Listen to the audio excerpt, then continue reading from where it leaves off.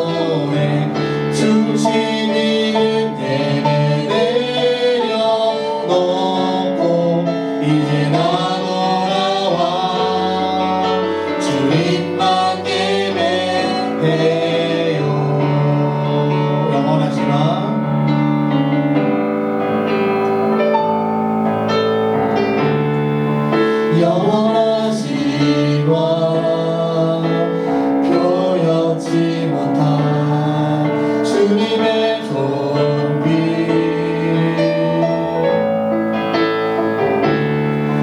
가난할 때도 연약할 때도 주의 모든 것 노래 이상의 노래 내 맘 깊은 곳에 주께서 원하신 것 화려한 음악보다 끝없는 열정보다 중심을 원하시죠. 주님께 드릴 마음의 예배 주님을 위한 주님을 향한 노래 중심 있는 예배 내려놓고 이제 나 돌아와 주님만 예배해요. 주님께 드릴 마음의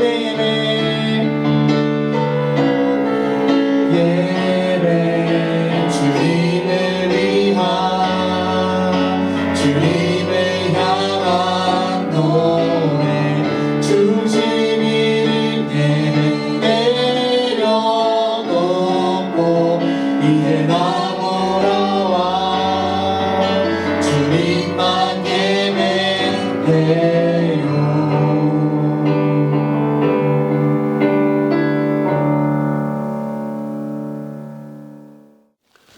할렐루야. 오늘 우리가 함께 나눌 말씀은 시편 150편입니다. 제가 봉독해 드리겠습니다. 할렐루야. 그의 성소에서 하나님을 찬양하며 그의 권능의 궁창에서 그를 찬양할지어다. 그의 능하신 행동을 찬양하며 그의 지극히 위대하심을 따라 찬양할지어다. 나팔 소리로 찬양하며 비파와 수금으로 찬양할지어다. 소고치며 춤추어 찬양하며 현악과 퉁소로 찬양할지어다. 큰 소리 나는 재금으로 찬양하며 높은 소리 나는 재금으로 찬양할지어다. 호흡이 있는 자마다 여호와를 찬양할지어다. 할렐루야. 아멘. 할렐루야. 오늘은 시편 대장정의 마지막 시편 150편입니다. 시편은 말 그대로 시, 노래입니다. 우리 마음의 진실한 고백이며 하나님께 받은 감동을 가지고 기쁨과 감사로 찬양하는 것이지요. 비록 저희 부교육자들의 부족함과 또한 미숙함으로 그 감동을 온전히 전해드리지 못할 때도 있었지만, 그러나 말씀은 살아계셔 그날 그 시를 썼던 시인의 깊은 깨달음과 감동, 고백이 우리 성도님들에게도 흘러넘치는 귀한 시간이 되셨었기를 간절히 바라봅니다. 시편의 마지막인 150편은 시편 전체의 결론을 담고 있는데요. 가장 핵심을 이루는 단어가 무엇이냐? 바로 할렐루야, 하나님을 찬양하라 라는 것입니다. 특히 오늘 150편은 이 할렐루야라는 말을 더욱 강조하는데요. 6구절 안에 찬양하라라는 요청만 무려 13번이 나옵니다. 그래서 사람들은 시편 150편에 대해 말하기를 The Great Hallelujah, 대할렐루야 시편이라고 부릅니다.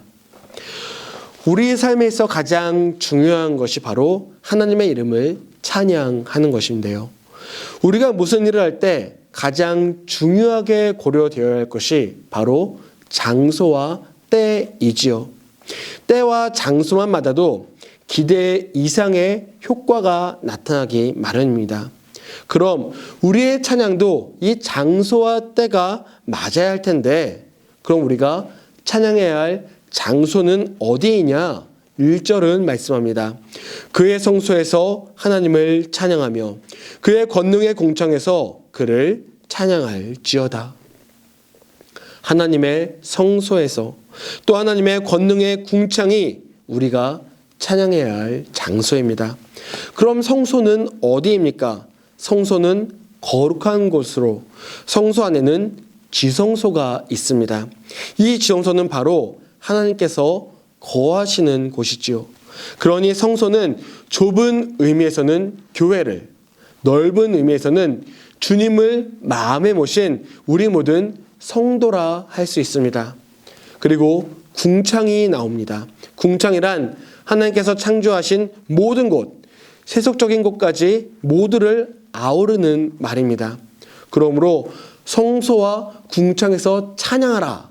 이 말씀은 우리가 어디에 있든지 상관없이 우리가 있는 모든 곳이 다 하나님을 찬양해야 할 장소이다 라는 것을 뜻하는 것이지요. 그럼 찬양할 때는 언제일까요? 2절입니다. 그의 능하신 행동을 찬양하며 그의 지극히 위대하심을 따라 찬양할지어다. 할렐루야. 주님의 인자하심은 끝이 없고 그 자비하심은 무궁합니다. 그러므로 주님의 능하신 행동은 쉼이 없으시며 그 위대하심은 온 땅과 하늘을 채우니 우리는 언제고 어디서고 찬양하는 것이 마땅합니다.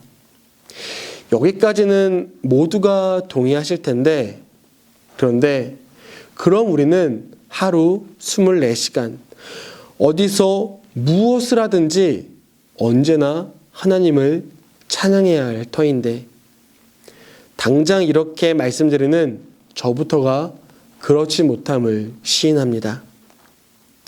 찬양할 이유가 하늘에 차고도 넘친다라는 것도 알고, 하나님이 지금도 나와 함께 하시며 나를 돌보시고, 또 그 하나님께서는 찬양받으시기에 합당하시며 또 이런 미처한 자의 찬양도 기뻐하심을 알지만, 분명히 알고는 있지만, 그러나 매 순간 찬양하지 못하며 찬양하지 못하는 수많은 하찮은 핑계와 이유가 가득합니다.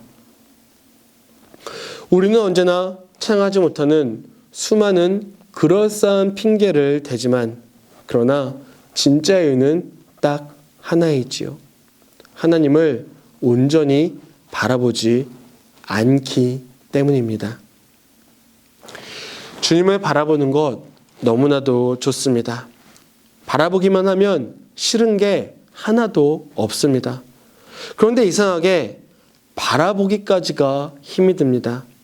많은 것들이 우리의 발목을 잡으며 우리의 눈을 아래로 잡아 끕니다. 왜일까요? 주님의 빛을 배우면 우리의 거짓과 모든 더러운 것들이 드러나게 될 것이기 때문입니다. 그게 두렵기 때문이지요. 어두운 곳에서 갑자기 밝은 빛을 보면 눈이 보시다 못해 아픈 것처럼 밝은 주님의 빛으로 나아가려면 두려움이 찾아옵니다. 이때 우리의 마음은 속삭입니다. 봐라, 저 사람들도 빛 앞으로 나가지 않고도 잘 살고 있지 않느냐. 빛 앞에선 너의 죄가 낱낱이 드러나니 너만 부끄러워질 뿐이다. 그냥 남들처럼 편하게 살아라. 하지만 닭의 모가지를 비틀어도 새벽은 반드시 옵니다. 눈을 감는다 하여서 빛이 사라지는 것이 아닙니다. 그리고 무엇보다도 그 빛은 우리를 아프고 부끄럽게 하는 빛이 아니요, 우리를 살리는 생명의 빛입니다. 그 빛은 이미 이 땅에 이르렀고 우리를 또 온 세상을 환하게 비추이고 있습니다. 그 빛이 비추이는 모든 자리에서 우리가 찬양하는 것이 마땅하니 우리는 언제 어디서고 찬양할 수밖에 없습니다. 내 스스로가 그 빛을 외면하지만 않는다면 말이지요. 그럼 찬양해야 하는데 무엇으로 찬양할까요? 3절에서 5절을 보면 나팔소리, 비파와 수금, 소고치며 춤추어 현악과 등소리로 큰 소리 나는 높은 소리 나는 재금으로, 즉 할 수 있는 모든 것을 다하여 찬양하라 라는 말씀입니다. 그 무엇도 다 주님께서 주신 것이니 그 무엇이라도 주님을 위한 찬양의 도구가 될 수 있는 것입니다. 그래서 결론인 6절은 이렇게 말씀합니다. 호흡이 있는 자마다 여호와를 찬양하라. 할렐루야. 하나님께서는 생명의 주관자이시며 모든 생명의 주인이십니다. 그러니 호흡이 있는 모든 존재들이 하나님을 찬양하는 것은 지극히 마땅한 일이니 우리가 호흡하는 동안 잊지 말아야 할 단 한 가지가 있다면 그것은 바로 여호와 하나님을 찬양하는 것입니다. 시편을 통해 여러 상황 가운데 있는 처지들을 만나왔습니다.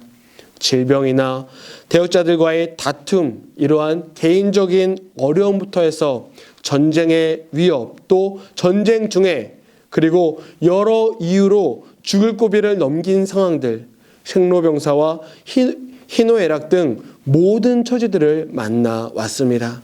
그리고 이러한 일들을 겪어가며 시편의 모든 시인들이 공통적으로 내린 결론, 지혜는 바로 이것입니다. 호흡이 있는 자들아 여호와를 찬양할지어다. 할렐루야. 하나님께서 이미 행하신 일들만 가지고도 우리에게는 찬양할 이유가 차고도 넘칩니다. 그런데 그 하나님께서는 찬양하는 자들의 인생을 홀로 두지 않으십니다. 그러므로 하나님께서는 우리에게 찬양할 이유를 주셨으니 우리가 찬양해야만 하는데 우리가 하나님을 찬양하면 하나님께서는 기뻐하사 우리에게 풍성한 은혜를 베푸시니 우리는 또 감사함으로 찬양하게 됩니다. 이러한 찬양의 고리가 끊이지 않게 되는 것이지요. 그러니 찬양할 수 있다라는 것 얼마나 크고도 놀라운 은혜인지요. 간절히 바라고 원하옵기는 우리 모든 성도님들이 호흡하는 동안 언제나 여호와 하나님을 찬양함으로 하나님의 은혜를 언제나 충만히 누리시는 복된 인생 되시기를 간절히 소망합니다. 할렐루야. 함께 기도하시겠습니다. 세상의 많은 유혹과 속삭임들이 우리의 고개를 떨구어 주님을 바라보지 못하게 만들지만 그러나 이런 연약함에도 주님은 늘 한결같은 은혜를 베푸시는 분이심을 고백합니다. 이제 오직 주님만 바라보며 우리의 호흡이 다하는 그날까지 오직 주님만 찬양하며 그 이름에 합당한 영광을 올려드리는 우리 모든 성도들의 삶이 되게 하여 주시옵소서. 우리의 찬양의 이유 되시는 우리 주 예수 그리스도의 이름으로 기도하옵나이다. 아멘.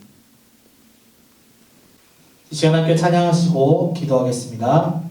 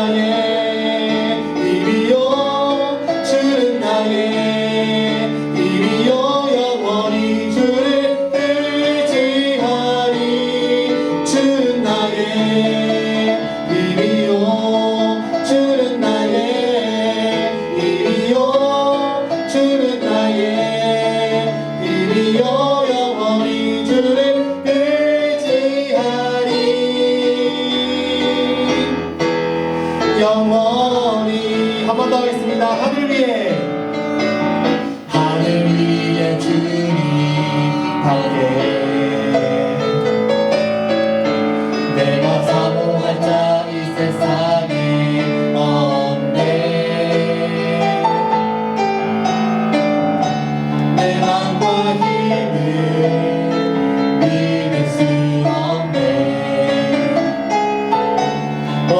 한 가지